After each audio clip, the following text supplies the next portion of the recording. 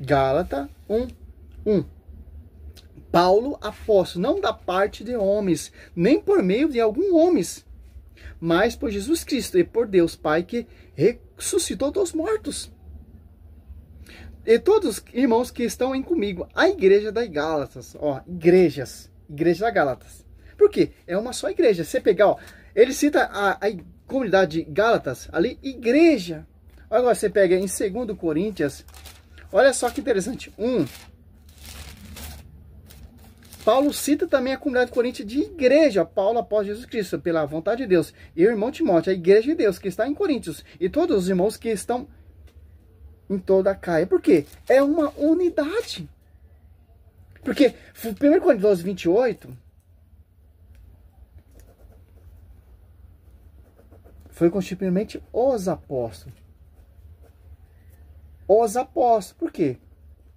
Foi confiado aos apóstolos. E o evangelho que foi dado por graça foi confiado a Paulo, por estado de graça. Porque o próprio Cristo que constituiu ele apóstolo.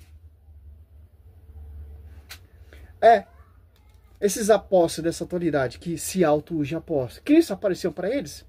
Ele está sobre a visão do magistério? Não, sim, vai descer. Por que se afirma iguais nós? Porque não está em sintonia com o magistério, com os verdadeiros eleitos apóstolos, ministros da nova aliança, 2 Coríntios 3:6. Olha só que interessante, ó. Tem um envio, pô. Tem todo um respaldo bíblico aqui, ó. Atos Apóstolos 1:2. Desde o princípio até o dia em que, depois de dado pelo Espírito Santo, sua instrução aos apóstolos, que escolher foi arrebatado o seu. Por quê? João 20:21. Só os apóstolos que foram enviados. Ministro da nova aliança. Sobre a coluna sustentáculo da verdade. Sobre a jurisdição em João 16:13 do Espírito Santo. O mesmo Espírito Santo que estava ali sobre a boca de Pedro, estava sobre Paulo. A mesma unção ali de apóstolo que estava sobre a vida dos apóstolos, estava sobre a vida de Paulo. Com uma diferença. Pedro tem o pastoreio, de pastorear a igreja, de pastorear os apóstolos, de enviar os apóstolos. Que Cristo quis assim.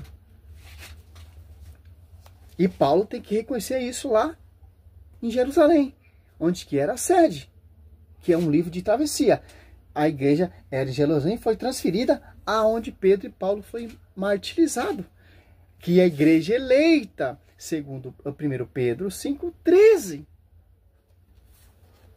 Certo? Olha só que interessante, pô.